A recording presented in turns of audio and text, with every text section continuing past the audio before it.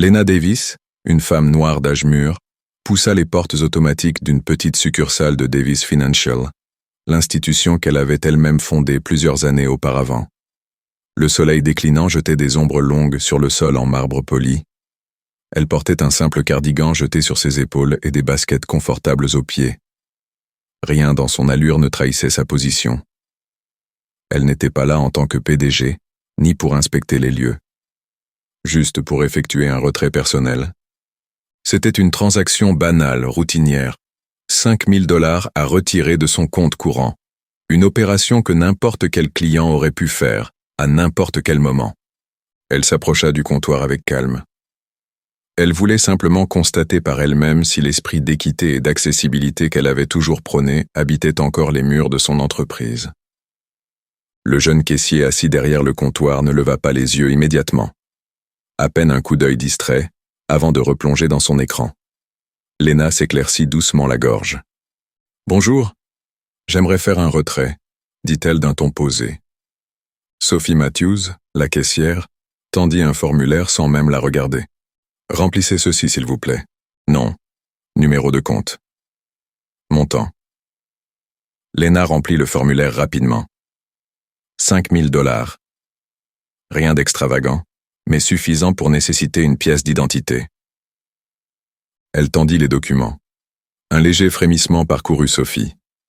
Son regard balaya la fiche, glissa sur la carte d'identité, puis retourna à l'écran. Un silence un peu pesant s'installa. « Un instant, s'il vous plaît », murmura Sophie avant de disparaître avec la carte derrière une porte vitrée. Lena resta droite, les doigts tapotant doucement le marbre froid du comptoir. Quelque chose clochait. Quelques minutes plus tard, Sophie réapparut, accompagnée de Brad Sullivan, le directeur de la succursale. Il afficha un sourire figé. « Bonjour, mademoiselle Davis. Vous souhaitez effectuer un retrait ?»« Oui, 5 000 $ sur mon compte personnel. » Brad jeta un œil au formulaire. « Puis-je revoir votre pièce d'identité ?» Lena sentit un frisson d'irritation. « Je l'ai déjà donné à votre collègue », répondit-elle, contrôlant sa voix. Brad leva le document à la lumière, le scruta comme à la recherche d'un défaut invisible. Aucun mot d'excuse, aucun sourire. Juste cette inspection pesante. « Que faites-vous dans la vie, mademoiselle Davis ?» Lena se raidit. « Je dirige une banque », dit-elle, plus sèchement cette fois. Brad hocha lentement la tête. Il échangea un regard avec Sophie. « Ce compte est-il personnel ou professionnel ?»« C'est indiqué juste là », répondit Lena d'un ton glacial.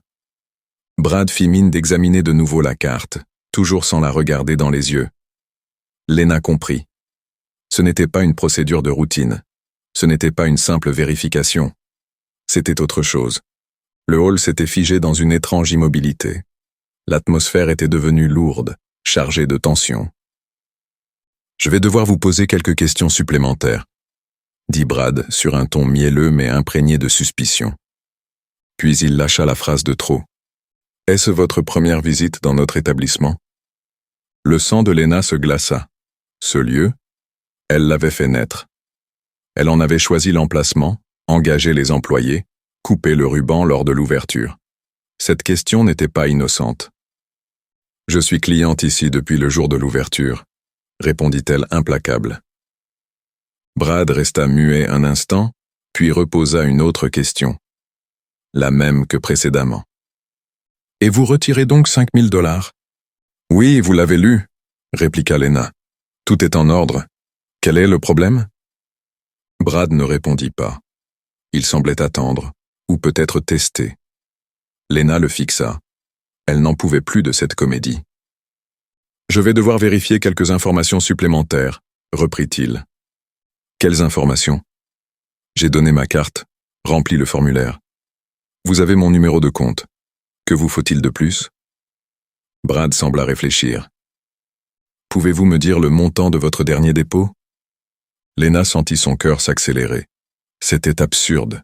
Une telle question n'était jamais posée pour ce type de transaction.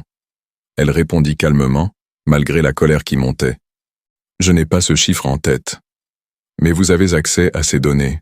Vous pouvez les vérifier comme pour n'importe quel autre client. » Mais Brad ne semblait pas écouter. Il hochait la tête mécaniquement, répétant presque comme un automate. « C'est une mesure de sécurité, une simple précaution. » Lena inspira profondément. « Une précaution ?» demanda-t-elle, incrédule. « Vous êtes en train de me dire que mon identité, mon historique ici, ne suffisent pas? Que je dois prouver que j'ai le droit à mon propre argent ?» Brad haussa les épaules. « C'est la politique, » dit-il, attrapant un nouveau formulaire. Il le poussa doucement vers elle, le regard évitant toujours le sien. « Si vous voulez bien remplir celui-ci, nous pourrons avancer. » Mais Lena ne bougea pas. Elle ne toucha pas au formulaire. Elle se contenta de le fixer, impassible. Quelque chose s'était brisé en elle.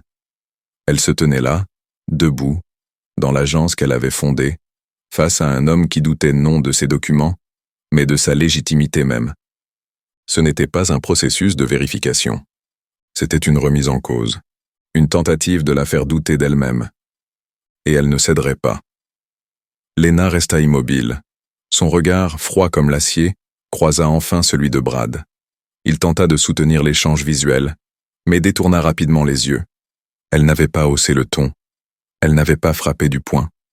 Mais la fermeté de sa posture, la gravité tranquille de son silence, suffisaient à rétablir l'équilibre du pouvoir. Elle tendit la main vers la carte d'identité que Brad avait posée sur le comptoir. « Donnez-moi ça. » Brad hésita, mais obéit. Elle reprit la carte sans un mot, glissa le formulaire vers lui d'un geste net, puis sortit son téléphone. « Vous savez ce que je trouve fascinant, monsieur Sullivan ?» demanda-t-elle en activant l'enregistreur vocal de son téléphone, bien en évidence. Le rouge monta aux joues du directeur. « Je ne suis pas certain de comprendre. Ce que je trouve fascinant, reprit-elle, c'est qu'une femme noire, bien habillée mais discrète, qui se présente dans une agence bancaire avec des papiers valides, une carte bancaire, un compte en règle, soit traitée comme une suspecte. Mais ce qui est encore plus fascinant, c'est que cela se passe dans un établissement dont elle est la fondatrice. » Elle marqua une pause. Brad ne bougeait plus. Autour, les quelques clients présents observèrent la scène avec attention. Un silence pesant s'était abattu sur la pièce. Sophie, la caissière, paraissait pétrifiée. « Vous ne me croyez pas ?»